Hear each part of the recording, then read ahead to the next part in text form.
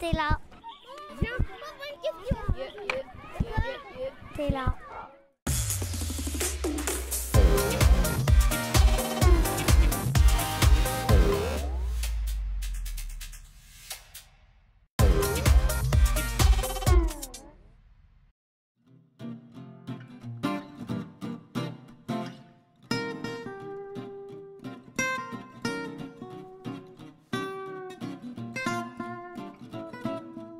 Ah, le café.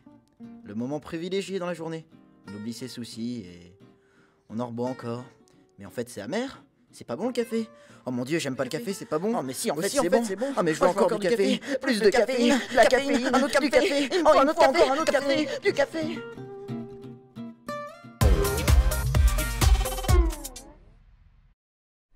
Bonsoir Brice Fournier, Bonsoir. Vous êtes le parrain du 48 heures tout court, un petit concours de court-métrage qui a lieu cette année dans le cadre du Festival international du premier Pas film. petit du tout. Hein.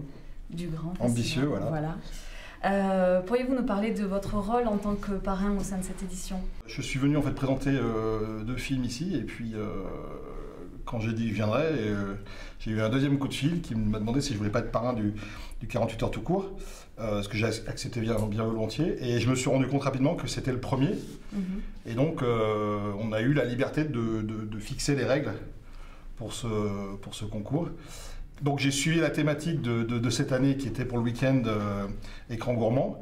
Et l'idée que j'ai eue en fait c'était de faire 3 paniers contenant chacun 9 mots puisqu'il y avait 9 équipes. Et donc il y a un panier avec 9 verbes culinaires, 9 ustensiles culinaires et 9 lieux de cuisine. Et à chaque fois des mots à double sens. Trousser par exemple, c'était un des verbes, trousser, en cuisine c'est mettre un produit genre du foie gras entre la peau, sur une volaille, entre la peau et la chair. Et puis trousser, dans le civil, ça a toute autre signification. Et chacun tirait un verbe, un lieu et un ustensile, et ça donnait des phrases complètement inventées sur le moment, quoi. Il y en a eu 2-3 assez cocasses, du genre fouetter un chinois dans la piscine.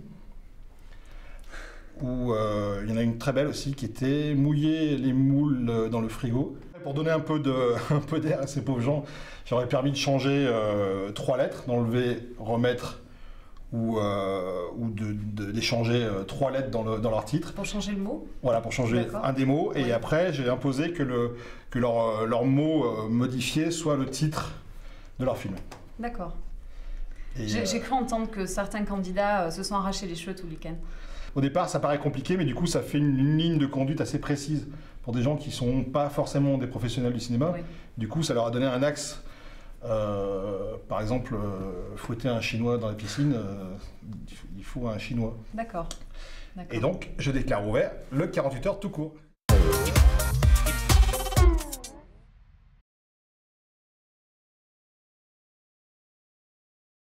Moi, je pense que c'est la poule qui est arrivée en première. Non. Moi, je pense que c'est l'œuf. Hein. L'œuf, le poussin, la poule, quoi. Ouais, non, mais sans poule, il n'y a pas d'œuf. Ouais, mais sans œuf, il n'y a pas de poule. Ouais, c'est pas faux. Sinon, t'as pas l'air bien, toi. T'as les yeux un petit peu pochés, là. Ouais, je sais pas pourquoi, je suis à plat depuis ce matin. Et toi, ça va? Ouais, moi, ça roule. Eh, t'as vu qui est là-bas?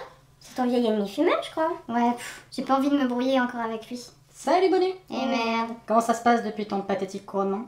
Bah écoute, mieux que toi, apparemment. Ta calotte ne te va pas si bien que ça, pour te dire. Coquille vide, va. Espèce de mouillette.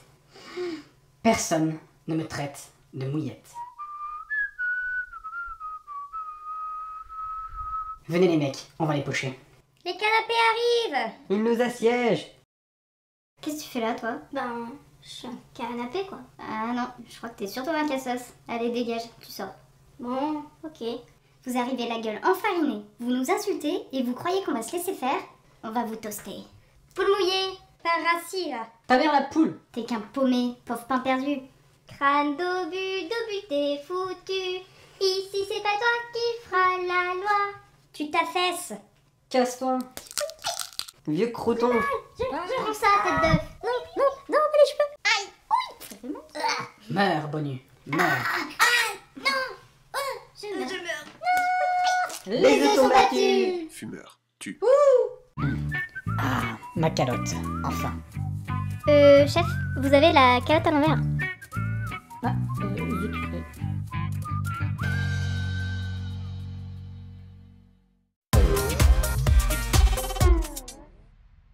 Brice Fournier, vous êtes à la fois restaurateur, restaurateur. C'est Charles Berling qui m'a... C'est ça. Pour l'histoire, c'est Charles Berling qui m'a appelé comme ça. Ah oui. Le restaurateur. Alors justement, comment est-ce que vous définissez? Normalement, dans le métier, la logique veut que les gens sont acteurs et deviennent connus et gagnent de l'argent et après ils mettent de l'argent dans les restaurants. Moi j'ai fait l'inverse, c'est-à-dire que j'étais restaurateur pendant 20 ans. Et comme j'étais à Paris et que mon restaurant marchait bien, et que j'adore le cinéma depuis toujours et que les gens venaient me voir au restaurant, petit à petit j'ai créé des liens et on m'a poussé dans le cinéma, c'est pas moi madame. On m'a poussé. Oui. Et voilà, j'ai fait ma première pièce de théâtre avec Jean-Christophe Ambert, un complice, dans laquelle il y avait un inconnu qui s'appelait Alexandre Astier, qui a fait Kaamelott, donc je me suis retrouvé dans Kaamelott. Et puis voilà, après en 2007, j'ai fait mon premier film cinéma qui s'appelait À l'origine, 2007-2008.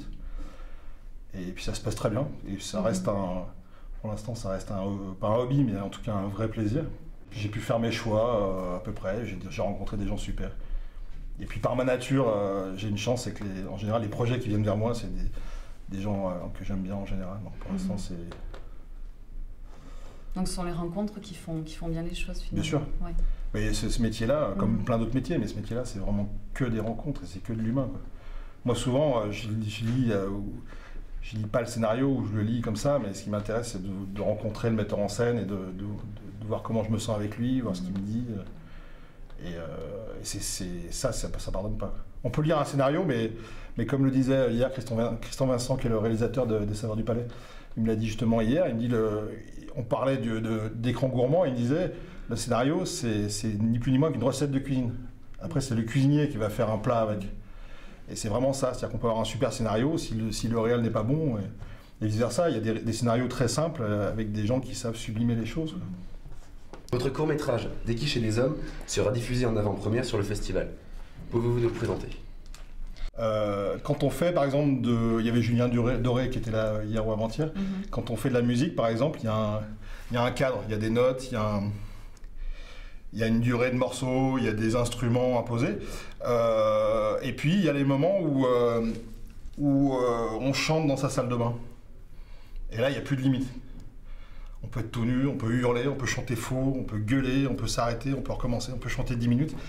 Et j'ai lancé Des quiches et des hommes, qui pour moi est une espèce de tentative en toute liberté. C'est-à-dire que ça serait presque de l'écriture automatique visuelle. C'est-à-dire que on a pris des caméras et on a filmé, on a pris un axe, quelque chose qui me passionne depuis toujours, qui est la quiche. Et voilà, et on a fait un film... D'un point de vue culinaire. C'est un point de vue culinaire, mais ça ne respecte absolument aucun code. C'est-à-dire que ça fait le temps que ça fait, c'est pas vraiment un documentaire, c'est pas une recette de cuisine, même si c'en est une. C'est pas une comédie, même si ça fait rire, ça respecte aucun code, et en même temps tous les codes sont là. Et voilà, du coup j'autoproduis, je veux que personne ne mette son nez dedans, et je veux en faire un deuxième, un troisième, et que je veux que le projet naisse de lui-même en fait. Et après, on verra au bout de 3-4 ce que les gens pensent, les retours que j'ai. Et voilà, c'est un espèce d'expression artistique en toute liberté autour de la quiche.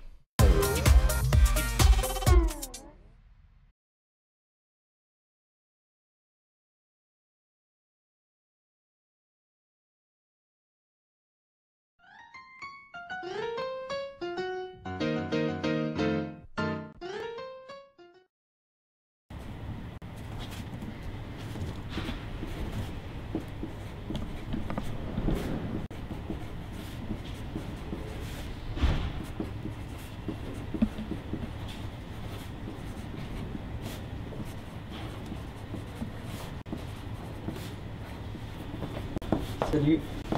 Ça va? Ah, Tu fais quoi là? bah j'ai fait naître ma mère. Mais t'as pas de portable? Bah non. Et tu veux pas de mon portable? Tiens. Non, mais non, ça va. Pourquoi? Parce que ça... Non, vite, hein. je t'ai dit non. Non, je suis désolé, c'est mieux d'écrire une lettre, c'est plus cadré, c'est plus... Et puis au moins il y a le signe de la main, tu vois. Ça met plus longtemps à s'envoyer, hein. Mais même... T'envoies en 20 secondes, non? Même pas. Ouais, mais même, non, vous êtes tous avec vos téléphones, là. C'est la nouvelle génération. Mais ouais, mais... Tu changes, hein. Non, je suis désolé. Surtout qu'en plus, aujourd'hui, ils font tout sauf téléphone. Regarde. Et je suis désolé, en plus, c'est pas un téléphone, ça. Bah c'est quoi alors? C'est un robot. Mais c'est pas un robot. En plus, avec une lettre, tu peux écrire des choses qui touchent plus. C'est mieux. Comme sur un téléphone. Oui, mais c'est plus romantique sur une lettre. Regarde, par exemple, chère maman, j'espère que tu passes de bonnes vacances. Je t'écris d'un pays magique, magnifique. Tu vois, tu peux mettre tout ça sur une lettre. De toute façon, moi, je suis un anti-robot. Voilà, c'est dit, c'est comme ça. Allez, t'as raison, c'est bon là. Merci de me reconnaître. Bon, tu veux un café? Ça va nous détendre. Non. Bon. Je vais faire un café.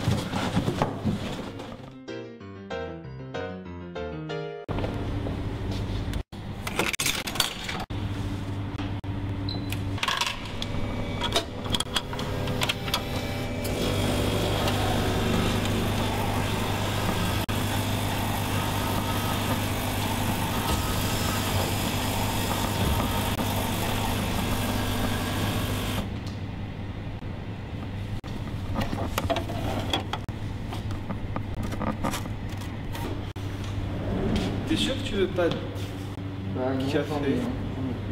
Attends. Mais tu te fous de moi là. Bah non. Je te propose un café il y a 5 secondes, gentiment, poliment. Qu'est-ce que tu fais? bah, Tu viens de servir d'un robot? J'en voulais pas il y a 5 secondes et ça m'a pris, j'ai envie de faire. Et ça va plus vite ça. Ça fait comment ton café? Et quand tout ça, ça marchera plus, vous ferez comment?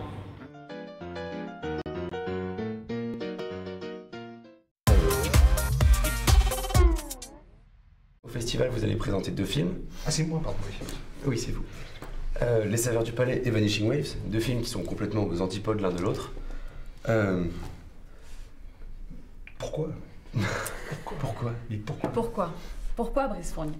Pour moi, il n'y a qu'une arme dans le métier d'acteur, c'est la sincérité.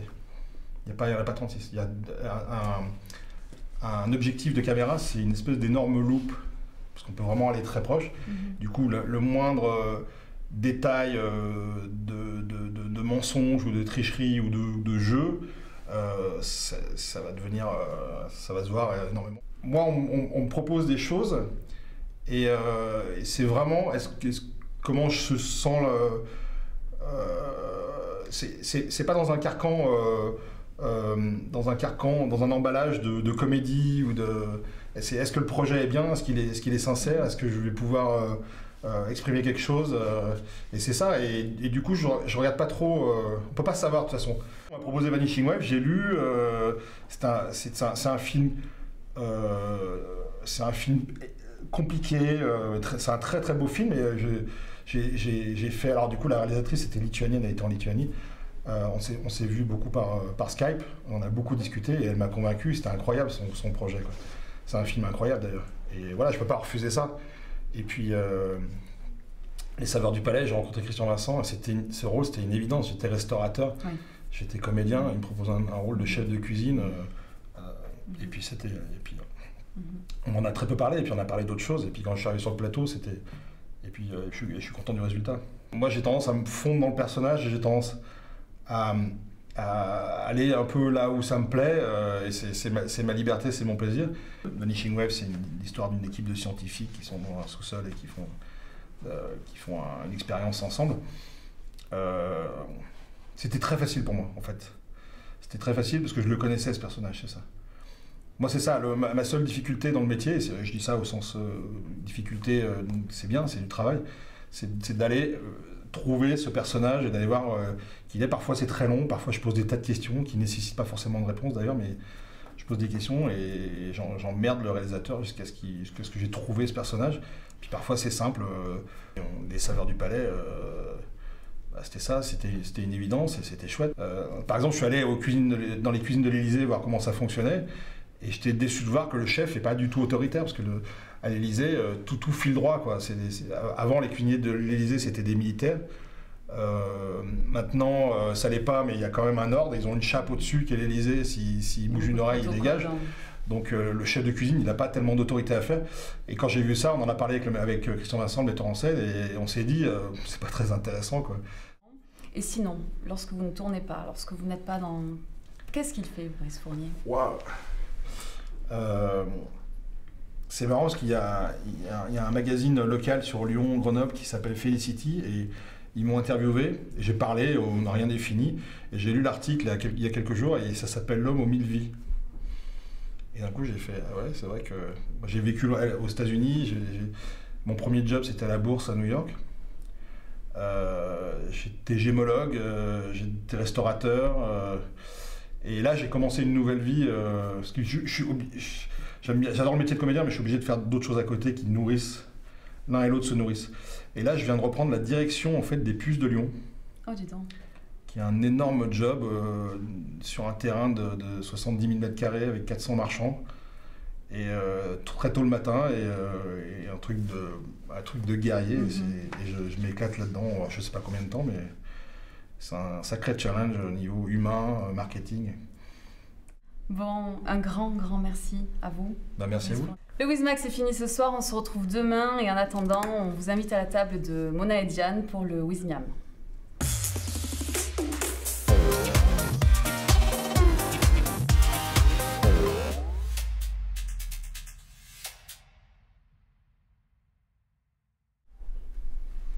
Mais regardez Albertine, aujourd'hui le menu me paraît délicieux.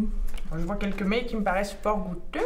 Il y a notamment la spécialité du chef pour l'incroyable compétition culinaire Recorder à 16h15 au théâtre. Oh, miam miam miam, je pense que le menu discussion a l'air un peu mieux quand même, hein, avec la bataille de Solferino au théâtre à 20h05 et en dessert la pièce manquante au théâtre à 23h. Fiche, vous me tentez ma chère. Prenons en apéritif dans la carte projection la bataille de Solferino avec une tranche d'Arthur Atari. Intéressant. Hein. Fort bien. Eh bien, Albertine, ce festin va être fort succulent.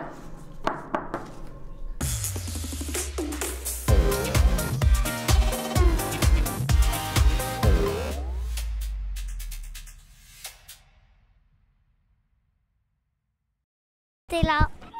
Viens, pose-moi une question. T'es là.